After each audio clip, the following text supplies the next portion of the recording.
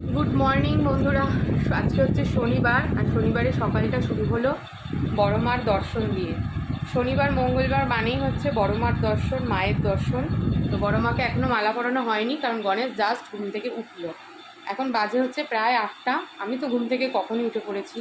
আমার তো আর বেলা করে ঘুম থেকে উঠলে হবে না। উঠে রান্নাবান্না বসিয়েছি, কিছু কিছু হয়েও গেছে। এখানে ভাত, ওদিকে হচ্ছে আলু পোস্তটা বসানো, আর প্রেশার কুকারে বিউলির ডাল যেটা সিটি দিয়ে রেখেছি। বিউলির ডাল, পটল ভাজা, আলু পোস্ত। বিউলির ডাল আর আলু পোস্ত খেতে কে কে ভালোবাসে?